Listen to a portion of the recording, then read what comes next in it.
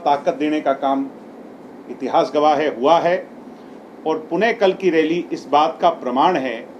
वैसे तो प्रत्यक्ष को प्रमाण की आवश्यकता नहीं, मगर कल की रैली इस बात का प्रमाण है कि जननायक जनता पार्टी हरियाणा प्रदेश के अंदर पॉलिटिकली सबसे बड़ी ताकत बनकर के उभर रही है।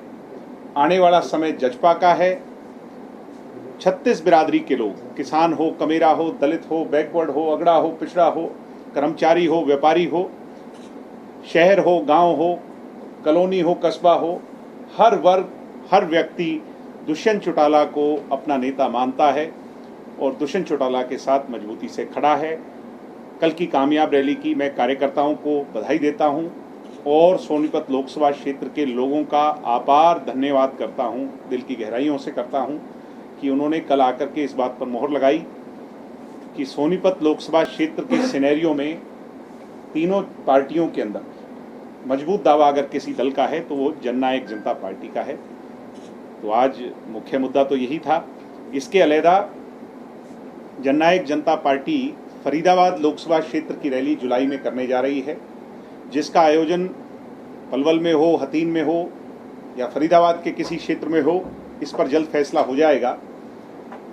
और अब क्योंकि पॉलिटिक्स भी अपने आप में एक कॉम्पिटिटिव वो है, एक रैली अच्छी हुई, अब अगली रैली इससे ज़्यादा अच्छी हो, इसके लिए कार्यकर्ता अपनी कमर कस चुके हैं। हमारे राष्ट्रीय अध्यक्ष और उनके नेतृत्व में सभी कार्यकर्ता पुनः इन क्षेत्रों का दौरा करेंगे। हम सब लोग गांव-गांव जाकर के सभी लोगों को न्योता देंगे और फरीदाबाद की रैली ऐतिहासिक हो और जींद की सोनीपत लोकसभा क्षेत्र की रैली से बड़ी हो, विशाल हो, उसके लिए प्रयास करेंगे।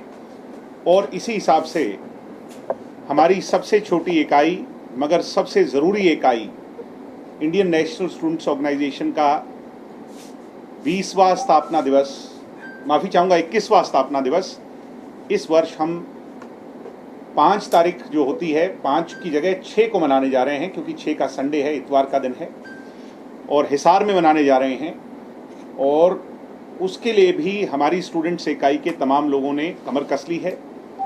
मैं स्वयं प्रदीप देसवाल के साथ और तमाम लोगों के साथ सभी यूनिवर्सिटीज़ का दौरा करूंगा और इसके साथ साथ सभी महाविद्यालयों के अंदर हमारे कार्यकर्ता जाकर के न्योता देंगे। युवाओं का एक बहुत बड़ा कट या सैलाब या आयोजन जो है वो उस दिन वहाँ पर होगा और मुझे उम्मीद है कि इनसो का स्थापना दिवस अपने आप में मील का पत्थर स्थापित होगा।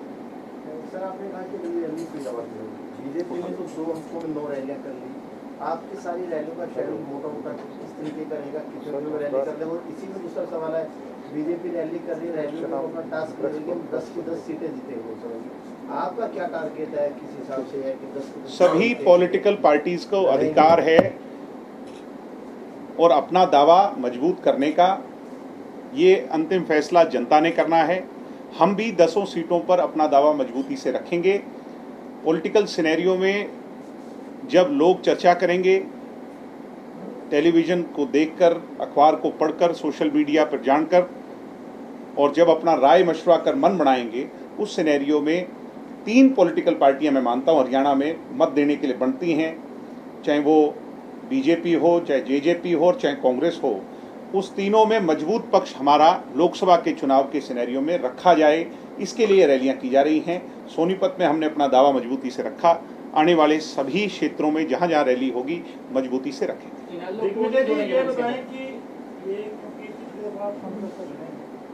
आपने लड़ने का मन बनाया है कहीं से? सर, मैंने पार्टी का जो आदेश है उसको सदैव सरमाथे माना है। मैं पार्टी का कार्यकर्ता हूं, मेरी चुनाव लड़ने से ज़्यादा इच्छा पार्टी की सेवा करने की है और मैंने ये बात पार्टी के प्लेटफॉर्म पे रखी भी है और आगे भी।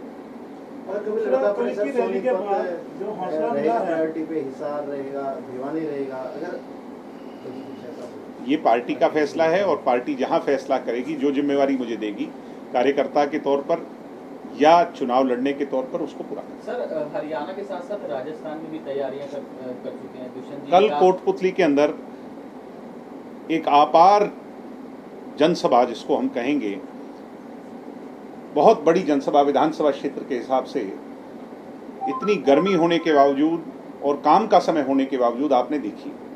रामनिवास यादव जी ने वहाँ पर उस रैली का आयोजन किया, जो हमारी पार्टी के महासचिव भी हैं, और इसी हिसाब से कुछ और कार्यक्रम तय हुए हैं। बहुत जल्द पूरे क्षेत्र का दौरा हम सभी लोग वहाँ जा कर के करेंगे और नागौर, नोखा और इस इलाके के अंदर भी प्रोग्राम रखे गए हैं। मुझे खुशी है आपको बताते हुए कि 25 सितंबर का कार्यक्रम, जो स्वर्गीय चौधरी देवीलाल जी की सम्मान समारोह हम मनाते हैं, उनकी याद में एक बड़ा पर्व होता है, फेस्टिवल होता है, वो इस वर्ष सीकर में मनाने का फैसला लिया गया है और उसको भी कल दुष्यंत जी ने घोषणा की है कोटपुतली के अंदर। तो इस बार लाखों लाखों लोग चौधरी देवीलाल जी को चाहने वाले सीकर पहुंच करके उन्हें नमन करेंगे, उन्हें याद करेंगे। सर, कितनी सीटों पे आप तैयारी कर रहे हैं राजस्थान में विधानसभा के हिसाब से, लोकसभा के हिसाब से? इस पर दुष्यंत जी ने पीछे बयान दिया था कि 25 से 30 सीटों पर हम चुनाव करेंगे। ये बताएं कि कल की रैली के बाद जिस तरह से हौसला मिला है जनता को, आने वाली रैली अभी जो फरीदाबाद की आपने की है, कल की रैली के बाद आपको लगता है कि जो बीजेपी के साथ कहीं ना कहीं गठजोड़ की कोई संभावना बनेगी?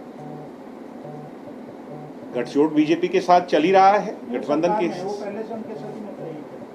और पार्टियों का गठजोड़ चुनाव के आसपास इसका फैसला होगा, ये भी पार्टी के नेता कह चुके हैं। इसके अलग मैं इसलिए नहीं कह सकता क्योंकि मेरी हैसियत से ज़्यादा बड़ी। सर, राजस्थान में भी इच्छा तो रहेगी आपकी कि गठबंधन हो जाए? निश्चित तौर पर अगर गठबंधन होगा तो उसको दोनों को फायदा है। दिग्विजय जी, आपने कहा सोनीपत में जिस तरीके से रैली हुई वो दिखा रहा है कि लोकसभा में का जो चुनाव है उसमें सबसे मजबूत दावेदार है जननायक जनता पार्टी, और आपने कहा तीनों पार्टियों में, तो आम आदमी पार्टी को आप कंसीडर नहीं कर रहे क्या अगले चुनाव में कि वो कहीं पर है मैदान में? मैंने पहले भी कहा था कि आम आदमी पार्टी 2 स्टेट्स में कामयाब हुई है, दोनों में उसकी लीडरशिप के कारण हुई है। अरविंद केजरीवाल जी को दिल्ली के लोगों ने चुना और उनमें वो नेता देखा, वहीं भगवंत मान जी को पंजाब में चुना। हरियाणा में अभी भी आम आदमी पार्टी लैग करती है, उनके पास कोई प्रदेश स्तरीय नेता नहीं। सर, यूनिवर्सिटी और कॉलेजों में छात्र संघ के चुनाव पेंडिंग है, 2018 के अंदर जो हुए थे अप्रत्यक्ष रूप से, तो आगे कोई हम पूरे प्रदेश की यूनिवर्सिटियों का दौरा करेंगे, इस मुद्दे पर स्टूडेंट से चर्चा करेंगे और इसके साथ साथ सिग्नेचर अभियान चलाएंगे जिससे उनका राय हमारे साथ जोड़ी जा सके और 6 अगस्त यानी इनसो के 21वें स्थापना दिवस पर इस पर बड़ा फैसला लें।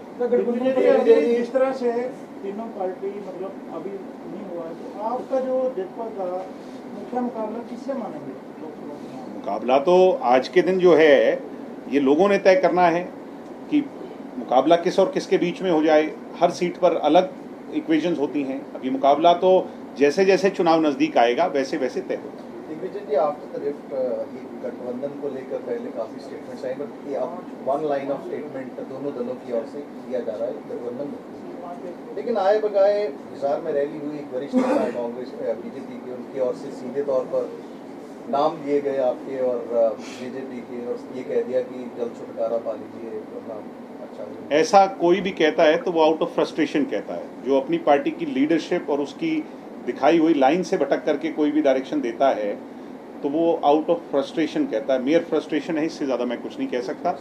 और भारतीय जनता पार्टी और जननायक जनता पार्टी का मजबूत नए मूल मंत्र के साथ आप दिग्विजय आगे बढ़ेंगे। कल एक रैली में मंत्र दिया गया है दिमाग से ठंडा, और कहीं ना कहीं जिस प्रकार से दुष्यंत चौटाला भी कहते हैं क्यों जरूरत पड़ी इस मूल मंत्र की, दिमाग से ठंडा जुबान से मीठा पाँव में रफ्तार पार्टी का पर्चा?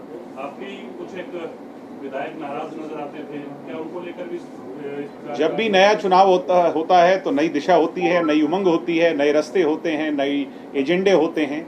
और दुष्यंत जी ने जो एजेंडा दिया है ये बहुत प्रोग्रेसिव दिशा दी है हम कार्यकर्ताओं को कि अगर दिमाग से ठंडा होगा तो ज़्यादा सोच सकेगा, पैरों की रफ्तार होगी तो ज़्यादा चल सकेगा।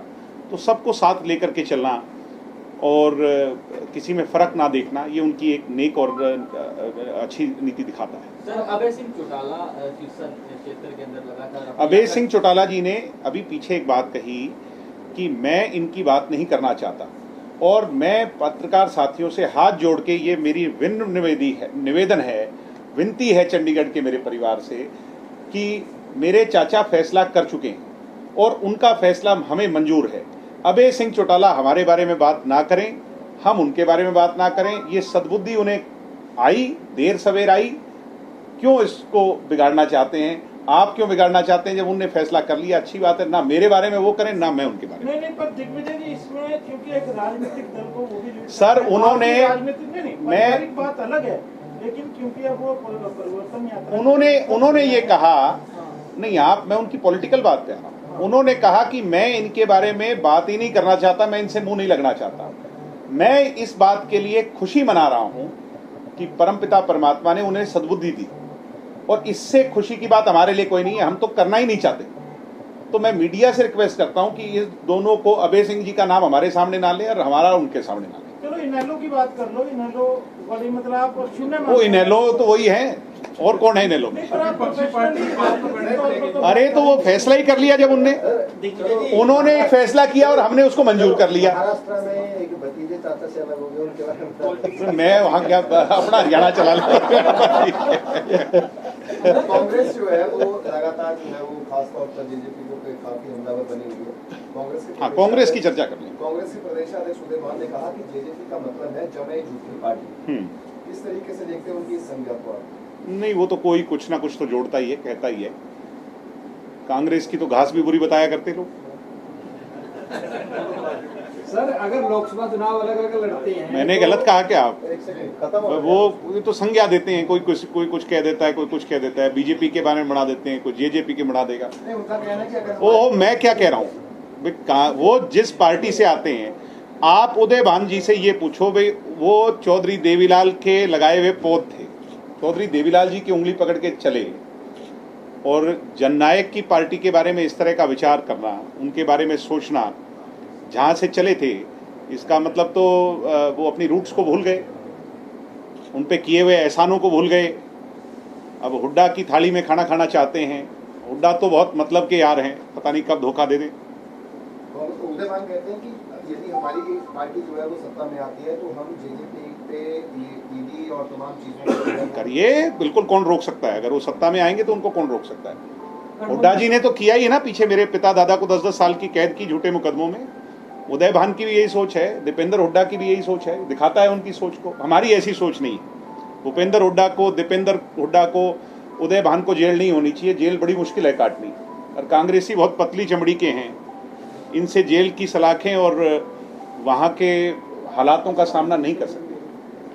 सर, अब जिस तरीके से बीजेपी भी अपनी 10 सीटों पर अलग से चुनाव लड़ने की तैयारी कर रही है, आप लोग भी कर रहे हो, और चुनाव होता है तो बाद में उसके अंदर मुद्दे क्या होंगे? सरकार की जो उपलब्धियां हैं उसका श्रेय सर, मुद्दे तो यही होंगे, और मुद्दे और होंगे। जो हम नहीं कर पाए उनको आगे पूरा करने का रास्ता होगा, और जो कर पाए उन पर वो मुद्दे होंगे, और नई चीज़ें होंगी। अब वो पार्टी मैनिफेस्टो तय करेगी, उससे पहले मैं नहीं कह सकता, मगर वो सारा गठबंधन को लेकर आपने कहा मजबूती चल रहा है, लेकिन कल की रैली में आपने कहा कि दुष्यंत चौटाला 24 में मुख्यमंत्री बनने जा रहे हैं। बिल्कुल बनने जा रहे हैं, क्योंकि लोगों ने दिखा दिया। मैंने क्या कहा? वो तो लोगों ने वहां पर, जहां आप हमें सबसे कमजोर आंक रहे थे, या विरोधी कमजोर आंक रहे थे, हमारा क्रिटिक सबसे कमजोर आंक रहा था। लोग ये कह रहे थे कि जाटलैंड में या बांगर की धरती पर दुष्यंत चौटाला वीक हो चुके हैं, होम टर्फ पर वीक हो चुके हैं। कल वहां पर लोगों ने ये दिखा दिया, जता दिया, बता दिया कि दुष्यंत के साथ हैं। जैसा भी है हमारा है, और हम इसके साथ हैं। लोगों ने जाकर के दुष्यंत जी को आशीर्वाद दिया और कहा कि 10 से काम नहीं चलेगा, अब हम 46 की ओर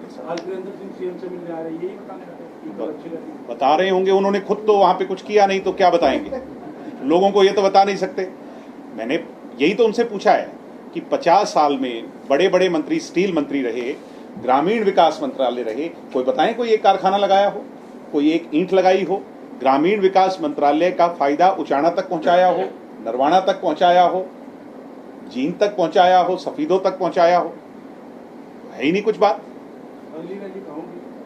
ये फरीदाबाद सर 2024 वो अभी तय हो जाए। चुनाव लड़ते हैं तो सरकार की विफलताएं गिनाएंगे सर? हैं जी, 2024 में अगर बीजेपी से अलग अलग आप लड़ते हैं, जिस सरकार में हम शामिल हैं, उसकी विफलताएं भी गिनाएंगे सर? नहीं, विफलता और सफलता की बात ही नहीं है। हम जिस सरकार में शामिल हैं उसके अच्छे काम गिनवाएंगे, क्या दिक्कत?